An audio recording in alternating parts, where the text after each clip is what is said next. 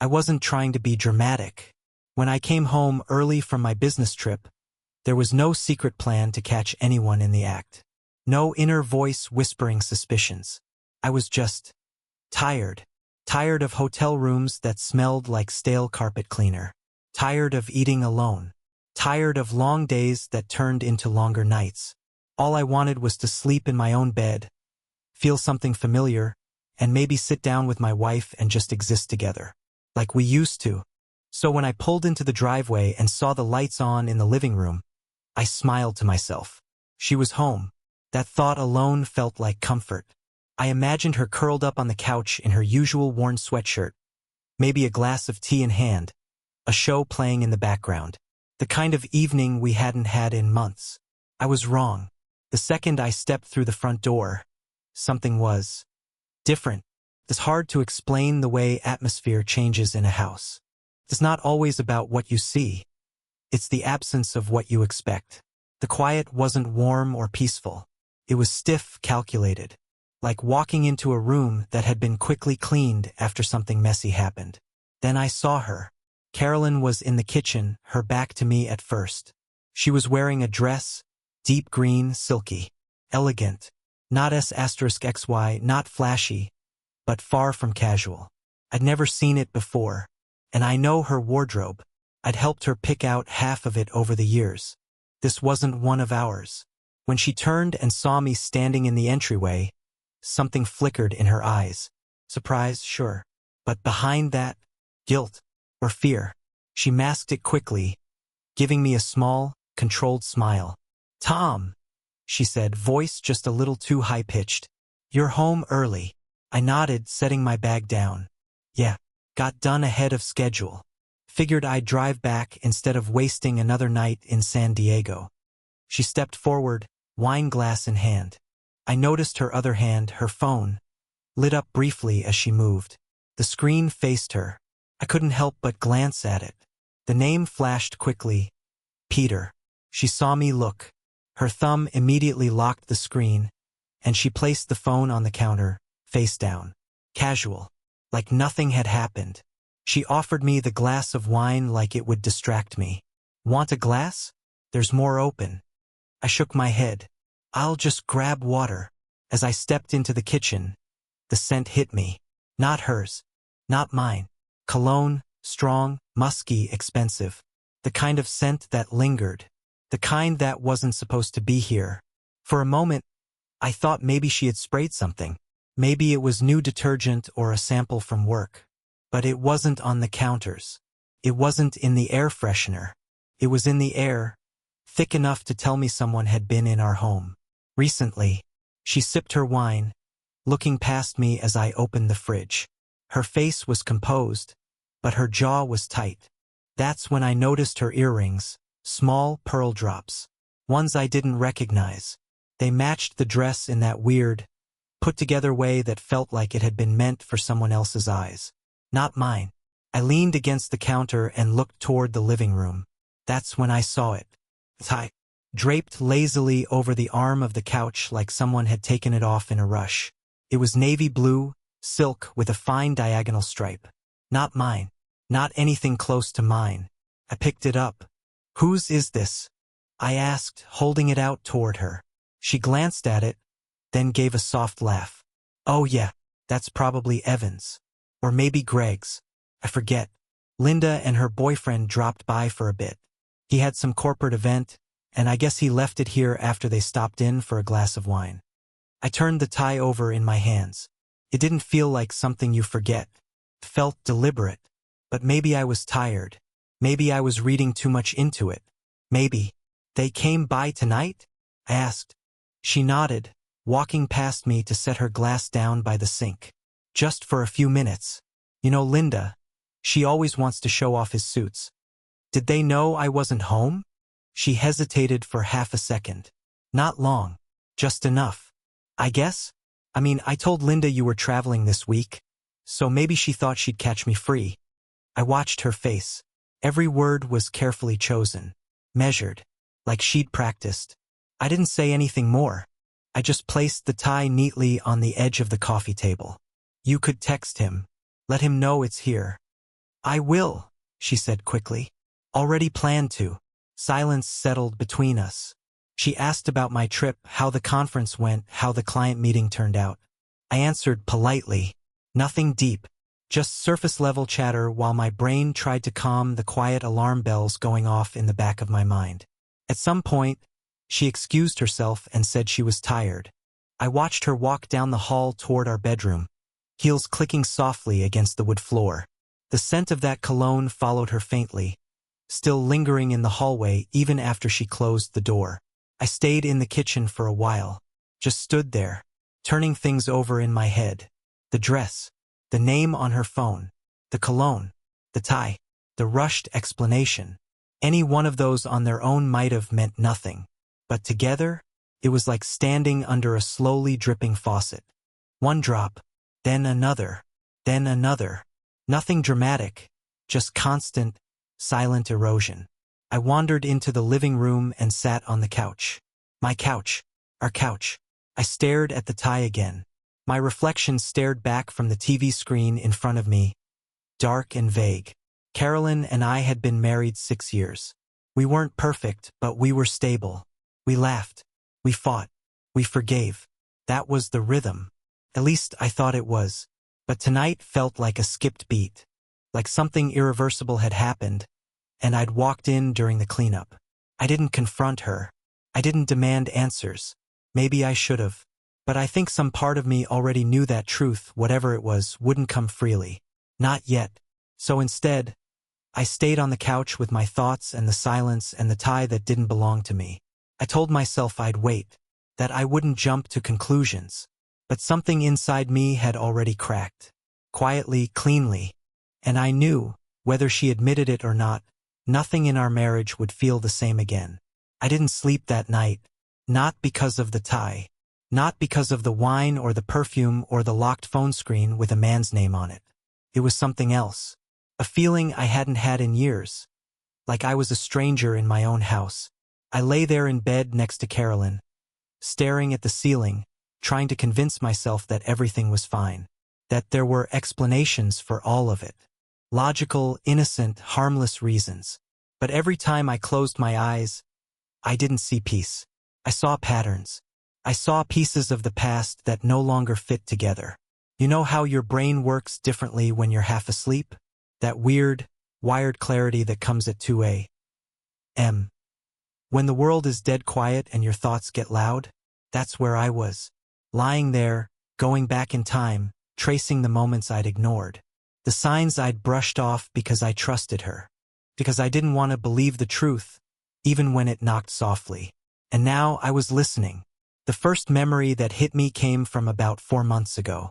We were supposed to go to her friend's birthday dinner. A small group, nothing fancy. Carolyn had been distant all week. Short replies, barely making eye contact, lots of late nights at work. When I asked if everything was okay, she said, "Just stressed, Tom. Can you not make it worse?" That night, she said she wasn't feeling up to going and told me to go without her.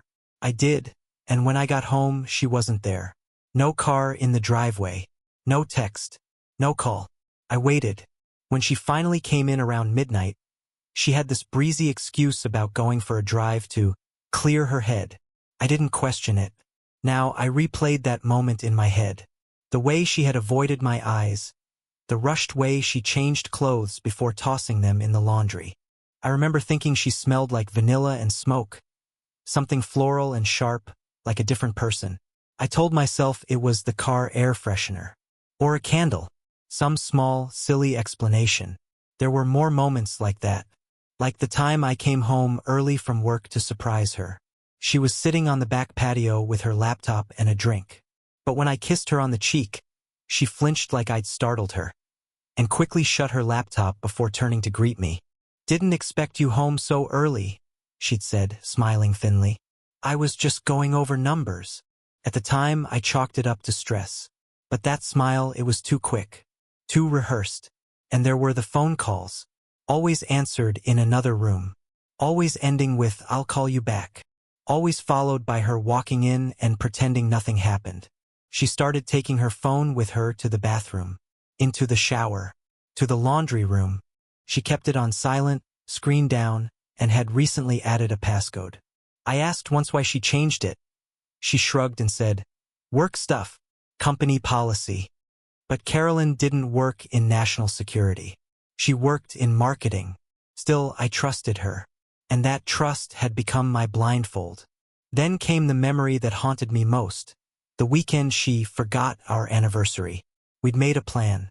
Nothing fancy, just dinner downtown and a night at the little inn where we'd stayed during our honeymoon. A tradition. We'd done it every year without fail. But that Friday night, she texted me from work, saying something came up. A client emergency. She promised to make it up to me. I waited at that inn alone. A couple across the hall asked if I was celebrating something. I smiled and lied, said it was a solo writing retreat. When she finally came home the next day, she brought flowers. Not my favorite. Not hers either. Just a generic bouquet with the grocery store wrapper still on it. No card. "I'm so sorry," she said. "Everything just spiraled. I didn't mean to forget. I was exhausted, Tom." But her voice was robotic. And she didn't even remember where I said I'd be. I let it slide. Because that's what love does. Right? It forgives. It makes space. It gives the benefit of the doubt. But now those choices felt like mistakes.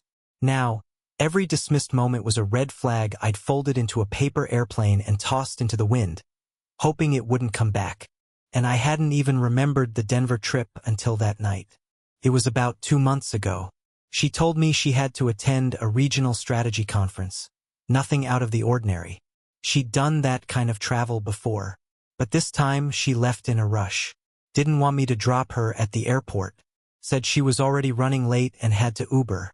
When she got there, she said she was tired and didn't feel like FaceTiming. Then she went radio silent for a whole day.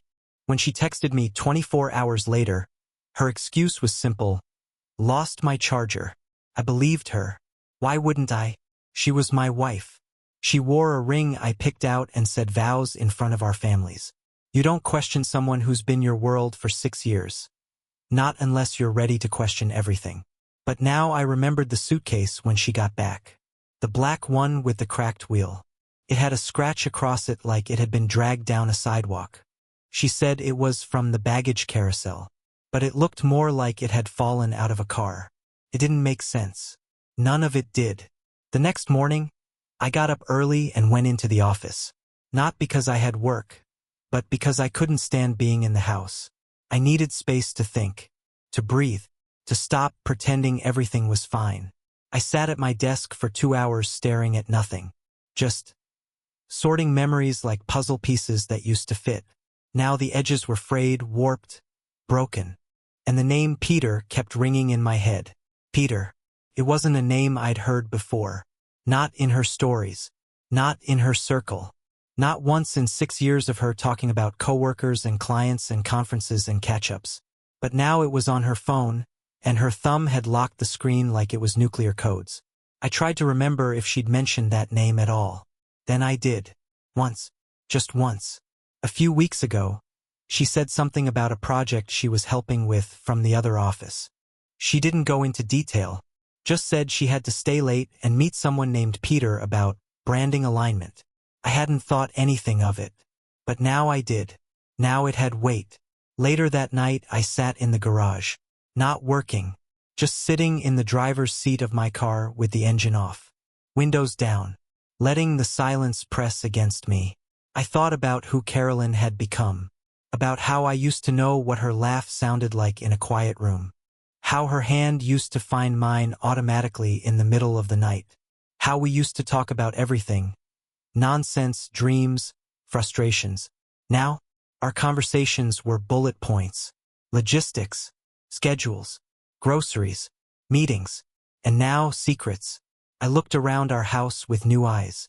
The corners weren't just shadows anymore. They were hiding spots. The routines weren't familiar, they were cover stories. The warmth was gone. The love. I didn't even know where it had gone. Maybe she'd left it somewhere along the way. Maybe I had. Or maybe it was still there, buried under this mess of suspicion and silence and half-truths. I wanted to believe she was innocent. that it was all just timing and coincidence and exhaustion, that I was overthinking, but I couldn't unsee what I'd seen, couldn't unfeel what I was feeling. And once doubt moves in, it doesn't unpack quietly. It tears through the walls of everything you thought was solid. By the end of that week, I knew something had to change. I wasn't going to accuse her without proof. I wasn't going to scream or spy or scroll through her phone. But I couldn't keep pretending. So I made a choice, one I never thought I'd make. I picked up the phone and called a number I never thought I'd need. Private investigator. I need to find out the truth, I said. Whatever it is. I just need to know. And with that call, my search for answers began. I'd never done anything like that before. Hiring someone to follow my wife felt like something out of a bad detective show. The kind of thing paranoid people do when their ego can't handle uncertainty. But I wasn't acting out of ego. I was trying to hold on to reality. To figure out if the cracks in my marriage were real or just illusions formed by exhaustion and overthinking. I didn't want to catch her cheating. I wanted to be wrong. I wanted the investigator to come back with nothing but photos of Carolyn going to yoga or picking up Thai takeout. I wanted to feel stupid and paranoid and ashamed for doubting her. But I had to know. I gave him her work schedule, some background, and mentioned the name Peter. He nodded, took a few notes, and said, "Give me a few days." His voice was calm, professional, like he'd said this 1,000 times, because he probably had. 5 days later, I was sitting in a coffee shop when he slid into the booth across from me and pulled a plain manila folder from his jacket. He didn't say much, just placed it in front of me and said, "You'll want to look through this alone." My hands trembled as I reached for it. I didn't open it right away. I just sat there, fingers resting on the edge of the folder, heart pounding like I was about to defuse a bomb. When I finally peeled it open, I saw her, Carolyn, captured in a photograph, stepping out of a restaurant in Los Angeles, smiling, dressed in that same green dress I'd come home to 2 weeks earlier. She wasn't alone. Her hand was in someone else's. The man beside her looked to be in his 40s, salt and pepper hair, a sharp suit, clean-shaven, confident. His hand wrapped around hers like it belonged there. The next photo showed them in the same hotel lobby. Same night, same outfits. Then the elevator. Then the hallway. Then him with his arm around her waist, her laughing at something he whispered, lips inches apart. The final image showed them kissing. Not a quick peck. Not an innocent goodbye. It was deliberate. Int asterisk mate. Undeniable. I closed the folder slowly, setting it down like it was made of glass. The investigator was quiet, respectful. "His name's Peter Morgan," he said after a long pause. "VP of Business Development. Different branch, same company. They've worked on 3 regional campaigns together this year. Denver, Atlanta. This trip, though, this wasn't business." He slid me another page. Hotel reservation. 2 guests. 1 room. Paid for with a corporate card but billed to a different department. "She's smart," he added. "They're careful, but not careful enough." I didn't say anything. There wasn't anything to say. I just nodded, slid the folder back toward him, and paid the tab. That night, I went home and didn't say a word. Carolyn was in the kitchen, scrolling through her phone. She looked up when I walked in, surprised. "You're home early," she said. "Yeah, thought I'd skip the traffic." She smiled and walked over to kiss me. I flinched before I could stop myself. She paused, like she noticed it, then looked at me a beat too long before going back to whatever she was doing. I watched her move around the kitchen, thinking how surreal it was that I knew. I knew everything now. I'd seen it with my own eyes. Pictures that had burned themselves into my brain. But somehow life kept going. She was still pouring wine. Still asking if I wanted salmon or pasta. Still acting like nothing had happened. I didn't confront her that night. I wasn't ready. I needed to sit with it first. I went to bed beside her, staring at the ceiling again. This time, the silence between us wasn't filled with suspicion. It was filled with certainty, and it hurt worse. The next day, I called in sick. I couldn't sit in meetings or answer emails like I wasn't coming apart inside. Instead, I printed the photographs and placed them in a folder, just like the PI had done for me. I wrote one word on the cover, truth. I waited 2 more days, long enough for her to relax, long enough for her to think the world hadn't shifted under her feet. Then she left for another business trip. This one was supposedly in Seattle. I knew better. I waited until she came back, suitcase in hand, fake exhaustion on her face. She dropped her purse by the door and kicked off her shoes. Ugh, that flight was awful, she muttered. Remind me never to book through. I cut her off. Sit down, I said, nodding toward the dining table. She looked at me, puzzled. What's going on? Just sit. She hesitated, then sat. I walked into the kitchen, grabbed the folder, and placed it gently in front of her. She looked at it like it might explode. What's this? Open it. She didn't move at first. Then she flipped it open and started leafing through the pages. Her face drained of color by the 3rd photo. By the 5th, she wasn't breathing. When she got to the last one, the kiss outside the hotel room, she closed the folder and stared at it for a long time. Silence. Then, softly, it's not what it looks like. I almost laughed. Almost. But I didn't. Peter, I said. She winced at the name. Your friend's boyfriend? The one who left the tie. She opened her mouth, closed it, tried again. He's a coworker. He was just helping me through some things. I've been going through stuff. Mentally. Emotionally. You mean the stuff where you leave town and sleep with another man? That's not fair, she snapped, a sudden edge in her voice. You have no idea what I've been dealing with. I tilted my head. Then tell me. She looked away. That's what I thought. I stood up and walked toward the window. The backyard looked the same. Calm. Normal. Like none of this was happening. Like the world was continuing while my marriage fell apart on a Wednesday afternoon. You know what the worst part is? I said quietly. You could have told me you were unhappy. We could have fought. We could have screamed. Gone to therapy. Anything. But you didn't even give me a chance. I didn't want to hurt you, she whispered. I turned to face her. You didn't want to hurt me, so you lied. You cheated. You gaslit me for months. How exactly was that supposed to protect me? She opened her mouth again, but this time, there was nothing. Just guilt. Just silence. And then, she did what I didn't expect. She got angry. You know what? Maybe if you hadn't been so checked out all the time, maybe if you actually paid attention to me, I wouldn't have needed Peter. My blood froze. So it's my fault? She stood up, pacing now. You were always working. Always tired. You stopped noticing me. You stopped touching me. Do you even know the last time we had a real conversation that wasn't about bills or groceries? I didn't answer. I didn't have to, because it wasn't a confession. It was deflection. She wasn't sorry. She wasn't ashamed. She was cornered.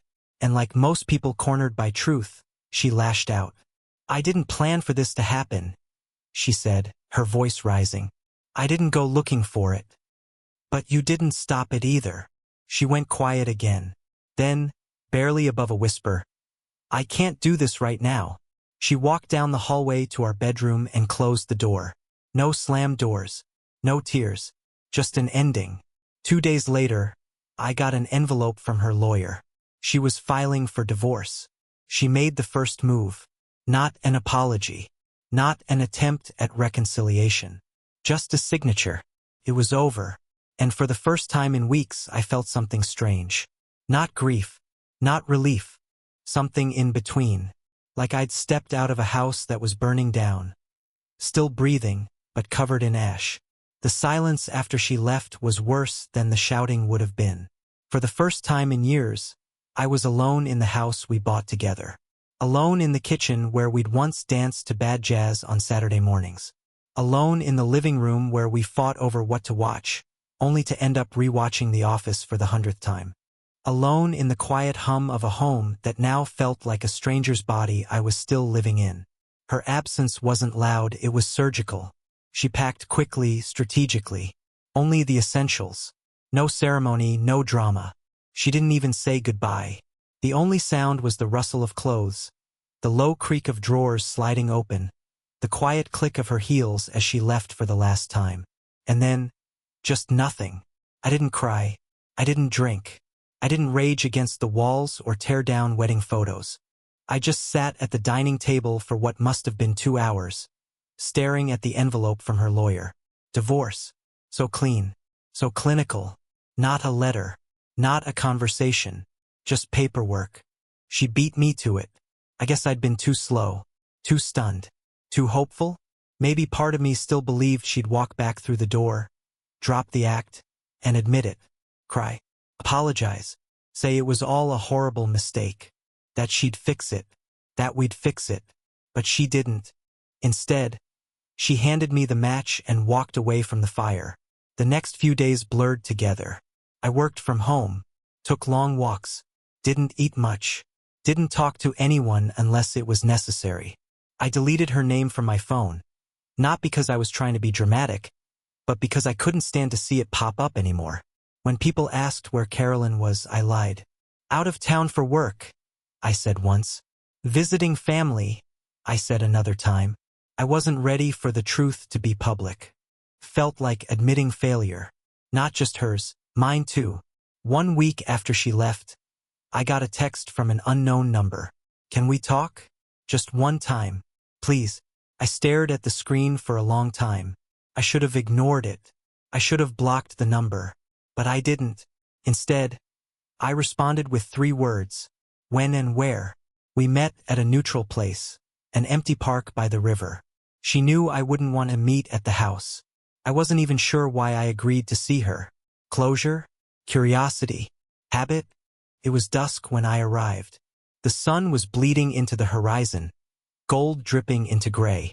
She was already sitting on the bench, wrapped in a beige coat, hair pulled back. She looked smaller than I remembered, like time had reduced her somehow. When she saw me, she stood. Hi, she said. I didn't say anything. She sat back down, awkwardly, and I joined her, keeping a few inches of space between us like it was a physical boundary I had to protect. I wasn't sure you'd come, she said. I wasn't sure either. Silence. The river made a soft rushing sound beside us. Somewhere a dog barked. Cars moved like ghosts across the distant bridge. I didn't come to fight, she said. I wanted to talk. You mean explain, I said. She flinched. Yeah. I waited. She looked straight ahead as she spoke, like if she met my eyes, she'd shatter. Peter and I, he wasn't planned. It didn't start the way you think. Then how did it start? I asked, voice low. She took a shaky breath. It started when I felt like I didn't exist anymore. There it was. The shift. The pivot. The soft victim narrative. I know you hate me, she continued, and you have every right to. But Tom, I wasn't okay. I've been drowning for a long time. I just didn't know how to say it. Then why didn't you say it? I snapped. Why didn't you tell me you were unhappy? Why didn't you give me a chance to be there? She hesitated. Because you always seemed like you had it together, like nothing ever touched you. You were stable, dependable, and I felt like I was breaking all the time. I didn't want to weigh you down. So you found someone else to carry your mess? No. She turned to me finally. It wasn't about Peter. It wasn't love. It was escape. He just didn't know me well enough to see how much I hated myself. That caught me off guard. You hated yourself? I repeated. She nodded. The more you loved me, the worse it got. I felt like I didn't deserve it, and the guilt just made me spiral. Peter was easy. He didn't know my past. He didn't see my worst days. He didn't expect anything from me except what I chose to show. So you chose him, I said. I chose to run, she corrected. I shook my head. It's the same thing. She opened her mouth, but no words came out. We sat in silence for a long time. Then, she said something that nearly knocked the wind out of me. I didn't leave for him, Tom. I left because I couldn't look at you anymore without feeling like a fraud. And I thought, maybe if I walked away, you could finally be free of me.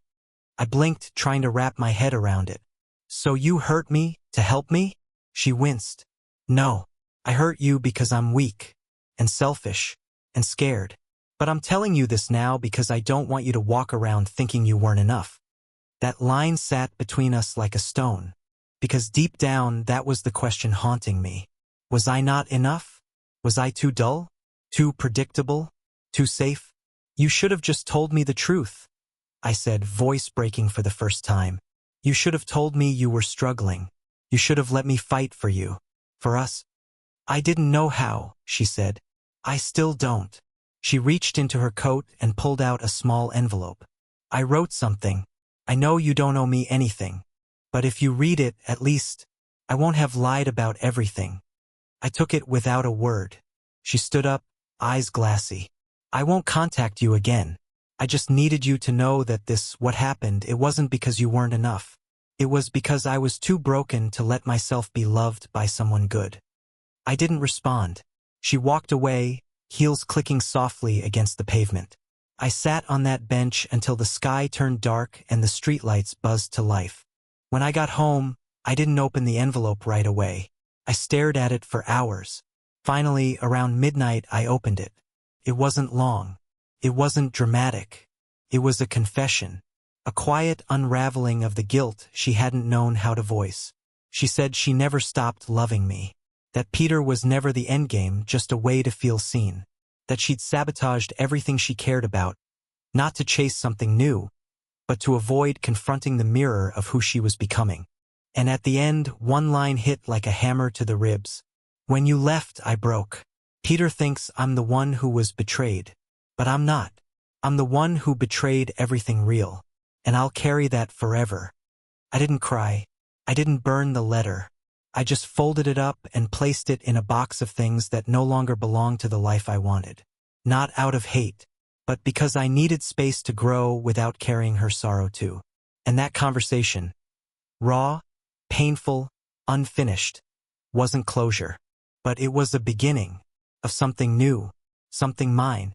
1 year later, I still found myself waking up too early. Even after moving across the country, starting over in a city where no one knew me or the story of how my marriage ended.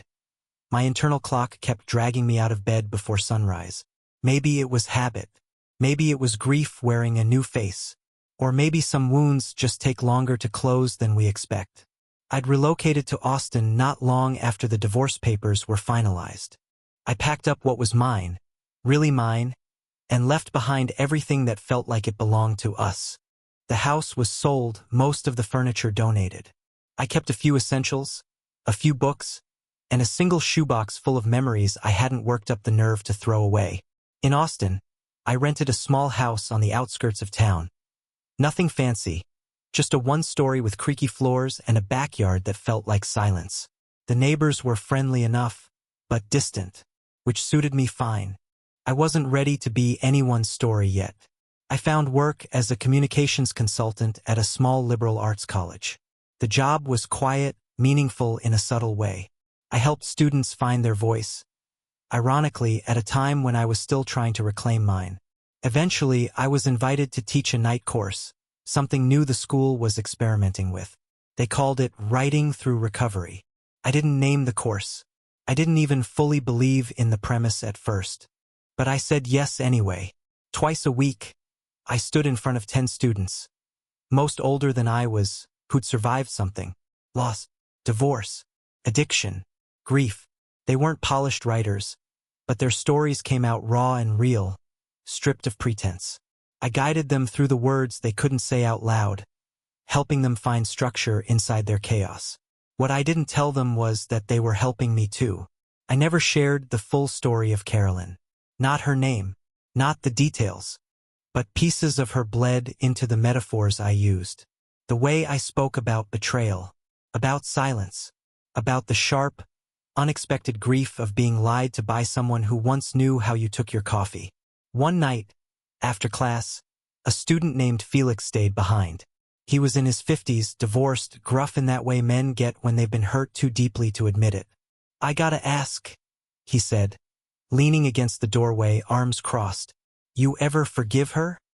I looked at him for a moment, wondering what he saw in my face. I think I did, I said. The day I realized I wasn't angry anymore. He nodded like that answer made sense to him. Takes time. Yeah, I said. And distance. But the truth was, I hadn't fully forgiven her. Not in the way people mean when they say it at support groups. I wasn't carrying rage. But I was still carrying something. A bruise under the surface that ached whenever I let my mind wander too far back. Every evening, I walked past the same shelf in my living room, where a photo frame sat facing backward. It was the only picture I still had of us. Me and Carolyn on our wedding day. Not because I couldn't let go, but because some part of me refused to erase it entirely. I didn't look at it. Not directly, but I knew it was there. Part of me, the part that still asked the question no one ever had a good answer to. How do you stop loving someone who betrayed you? Because the thing they never tell you is that love doesn't evaporate the second the truth comes out. It doesn't pack its bags with the same efficiency the other person did. It lingers. It echoes. Sometimes it disguises itself as memory. Sometimes as resentment. Sometimes as silence that feels heavier than a scream. I dated, briefly. Nothing serious. A few coffees, 1 or 2 dinners. But I always pulled away just when things started to feel real. Like I was trying to protect a wound that had already scarred over but still burned when touched. One woman, I think her name was Alexis, asked me why I seemed so distant. I said, because I gave everything once and watched it get thrown away. She nodded like she understood. But she didn't call again. I didn't blame her. I didn't even miss her. Still, I was doing okay. Better than I expected, honestly. Cooked more. I picked up running again. I started fixing things in the house instead of calling someone. I taught. I read. I made routines. But the pain never fully left. Not in the way people hope it will. It just changed shape. On Carolyn's birthday, I thought about texting her. Not to reconnect. Not to forgive. Just to say something kind. But I didn't. Because she hadn't reached out to me either. Except once. 6 months after the divorce, I got a letter in the mail. No return address. Just a Texas postmark and my name in handwriting I instantly recognized. Inside was a single sheet of paper. No introduction. No closing. Just one sentence. Did you ever tell your husband the truth? No name. No context. Just that. At first, I thought it was from her. But Carolyn wouldn't refer to me that way. Your husband. She wouldn't write to herself in third person. So it wasn't her. Maybe someone close to her. Maybe someone who knew the story. Maybe Peter. I'll never know. But that sentence rattled me more than I'd like to admit. It wasn't a threat. It was a question. One that confirmed what I'd long suspected, that she was still lying. That Peter didn't know the truth. That Carolyn had rewritten our story. And in this new version, she was the one who was betrayed. Not the other way around. I could picture her, tearful, telling Peter that she left a cold marriage, that I was distant, that she needed emotional safety and found it elsewhere. I could hear her justifying it in that soft, careful voice she used when she wanted people to see her as fragile. And maybe she was fragile, but fragility doesn't excuse betrayal. I burned the letter, not out of anger, but because I didn't need it. I already knew the truth, and so did she. That same week, I made a decision. I started a support group for men who'd been cheated on. We met every Thursday in the back room of a community center. At first, it was just me and 2 guys from work. Then 5. Then 10. Some were fresh off the collapse. Others had been holding onto the fallout for years. We didn't vent. We built. We shared the hard parts. The ugly parts. The parts men aren't supposed to say out loud. The humiliation. The guilt. The insecurity. The part of betrayal that makes you feel like you're the one who failed, even when you were the one who kept showing up. I told my story but never used names. I didn't need to. And every time someone asked, "Did you ever get closure?" I gave them the same answer. I stopped needing closure when I realized I'd already survived. It wasn't dramatic. It wasn't poetic. But it was honest. And that, more than anything, became the foundation of my new life. Not perfect, but real. A life that didn't forget. One rainy evening, a knock came at my door. I wasn't expecting anyone. When I opened it, Carolyn stood there, older, thinner, glasses fogged from the weather. She didn't cry, didn't ask to come in. Just handed me an envelope and said, "Please read it. I don't want anything else." Then she left. Inside was a letter. She confessed she'd sabotaged everything because she was scared of being loved by someone who saw her clearly. That Peter never knew the real story. That she still hadn't told him. "You left, and I broke," she wrote. "I let him think I was the victim, but I'm not. I'm the traitor." She didn't ask for forgiveness, only for me to know the truth. I didn't reply. I burned the letter not out of spite, but because I no longer needed it. The weight had already lifted. 3 months later, I expanded my support group. More men showed up, sharing their stories. When asked if I ever found peace, I said, "The moment I stopped holding on to anger, I found something better than closure." Later, I got another anonymous letter. "Did you ever tell your husband the truth?" It wasn't signed. But it didn't matter. I was already free.